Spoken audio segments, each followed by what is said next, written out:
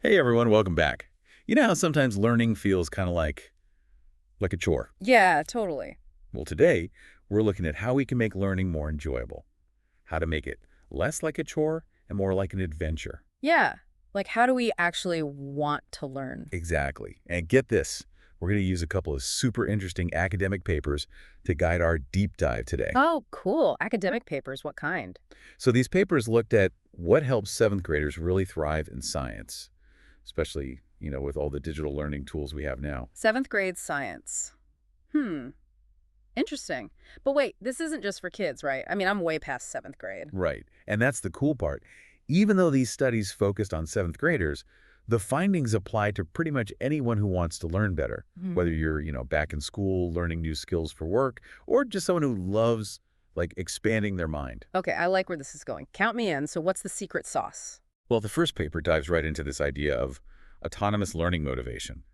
Sounds kind of jargony, but it's basically the difference between being told to learn something versus being genuinely excited to learn it. Huge difference. Right. Like, think about a time when you got totally absorbed in learning something new. I bet it wasn't because someone was forcing you. So true. It was probably something I was like genuinely curious about. Like it just grabbed my attention. Yes, exactly. And that's where this idea of self-determination theory, or SDT, comes in. Have you heard of that? Hmm. SDT rings a bell, but maybe a refresher is in order. It's like the VIP guest list for understanding motivation. Basically, SDT says we've got these three basic psychological needs when it comes to learning: autonomy, competence, and relatedness. Okay, autonomy, competence, relatedness. Got it. Now unpack those a little for us. Okay, so picture this. Autonomy is like you get to be the DJ of your own learning journey. You have a say in what you're learning and how you're learning it, not just being told, okay, memorize this textbook, you know? Right, you have some control. Then there's competence, which is that feeling of, hey, I can actually do this. I'm getting it. Like you're making progress and it feels good. Yeah, those little victories. Totally. And lastly, there's relatedness. It's about connecting to the material, finding it relevant to your life, or even just feeling connected to other learners. It's like, this matters to me. I'm all about that feeling of connection. So Mm. if I'm hearing this right, this study is saying that creating that learning environment where people feel autonomy, competence, and relatedness, that's how you spark that intrinsic motivation. Bingo. You nailed it. Now, here's a little thought experiment. Think about your own learning experiences. Okay, thinking. How much of your learning is driven by, like, oh, this is fascinating, I have to know more? We call that intrinsic motivation. I'm definitely feeling that right now. Right. But then there's also like, well, I have to learn this for the test, or my boss will be impressed if I master this skill. That's extrinsic motivation. So how much of each kind of motivation drives your learning, do you think? Wow, that is such a good question. I mean, I can think of times when, honestly, it was purely extrinsic motivation that got me going. Like, I have to pass this exam. But the learning experiences that really stuck with me, the ones I actually enjoyed, those were all fueled by that intrinsic motivation for sure. Totally. And that's exactly what they found in the study, too. Those students who were genuinely interested, the ones with that intrinsic motivation, they were way more likely to, like, push through challenges and really dive deep into the material. Makes sense. If you're into it, you're more likely to stick with it. But okay, what about those times when we have to learn something, even if it's not our favorite thing in the world? How do we get our brains on board then? Well, that's where understanding this thing called cognitive load comes in. Think of it like our brains have a certain amount of processing power at any given time. Like, how much information we can handle at once. Okay, so it's like our mental bandwidth. Exactly, our mental bandwidth. And some things require more bandwidth than others. Exactly. And that's where the second paper dives into some seriously useful stuff. It breaks down this cognitive load into three main types: intrinsic, extraneous, and germane. Let's start with intrinsic and extraneous, shall we? Yeah, let's break those down. Hit me with intrinsic load first. Okay, so intrinsic load is basically about how inherently complex something is. Some concepts or skills are just naturally more intricate, right? Like wrapping your head around, say, quantum physics is going to require more brain power up front than, like, learning how to bake a simple cake. Okay, so some things are just naturally more demanding. What about extraneous load? Ah, extraneous load.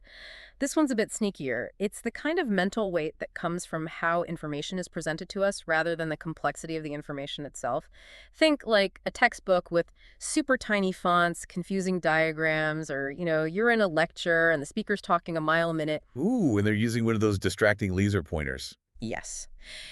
And the fluorescent lights are buzzing. It's all that extra stuff our brains have to filter out, and it makes learning way harder than it needs to be. Ugh, extraneous load. Yeah. It's the worst. So how do we escape that extraneous overload? Well, that's where germane load comes in, and this is the good stuff. Germane load. Tell me more. Tell me more. It's the kind of mental effort that actually helps us learn. It's the good kind of mental heavy lifting. Okay, so it's not about, like, avoiding effort altogether. No, not at all. It's about making sure that effort is actually translating into, real understanding. Like, imagine you're learning a new language. Okay, I'm imagining it. Germane load would be the effort you put into, like, actually having conversations, practicing with a language partner, not just, like, memorizing verb conjugations from a textbook. Right, because that's just rote memorization. Exactly. So how do we actually make sure we're tapping into that germane load? Did these researchers have any, like, practical tips for making that happen? Oh, yeah, they did. In fact, they used some really cool strategies with those seventh graders. For one, they had them make concept maps, to kind of visually organize the information. No, concept maps. Yeah, it's like almost like you're creating a visual map of the key ideas. I love that because it's like giving your brain a framework to build on, Exactly. And they also use these things called variation exercises. Basically, the students would work through similar problems, but with like little twists or changes each time. Oh, interesting. So they couldn't just rely on memorizing the steps. They had to really understand the underlying concept. So it's like spot the difference, but for science. Exactly. I like it. What else? Oh, and they were big on reflection, like encouraging the students to really think about what they were learning and why it mattered. Oh, how did they do that? Like they would have them explain their reasoning, connect the concepts to their own lives, or even like try to teach what they learned to someone else. Oh, I love that. And get this, they also had them do these things called knowledge integration reports. Knowledge integration reports. Okay, I'm intrigued. Yeah, it's pretty cool. The students would have to gather information from different sources like textbooks, articles, videos, whatever, and then pull it all together into like a clear and organized report. Wow, so it's really about taking that information and like making it your own. Yes, exactly. And all of those strategies, they all have something in common. What's that? They force you to really think about the material, not just passively absorb it. You become an active participant in the learning process. And that's what it's all about, being an active learner. Right? Yes, 100%. And that actually leads us to the final piece of this learning puzzle. Okay, lay it on me. What's the final piece? It's this idea of, we've talked about motivation, we've talked about managing our mental bandwidth, but now it's about learning participation. Okay, learning participation. So it's not enough to just like show up. Nope. It's about really being present and engaged with the material. Okay, so how do we do that? Well, these researchers, they actually broke down learning participation into, get this, 4 different dimensions. 4. Okay, you're going to have to break those down for me. Okay, so there's behavioral participation, emotional participation, cognitive participation, and agentic participation. Okay, I'm not going to lie. Those sound a little intimidating. I know, right? Fancy words, but they're actually pretty straightforward. Like, let's start with behavioral participation. That's the most, I think, intuitive one. It's basically about, like, actively engaging in the learning activities. So not just being a fly on the wall. Exactly. It's about, like, raising your hand, asking questions, jumping into discussions, all of that. Okay, so actively participating. Got it. What about emotional participation? Ah, yes. This one's all about how you feel about the learning process. Are you interested? Are you excited to be learning this? Does it feel meaningful to you? Oh, yeah. I'm feeling the emotional participation with this deep dive for sure. See, perfect example. And that's the thing, when you're curious and engaged, it just makes you want to learn more. 100%. Okay, what about that third one?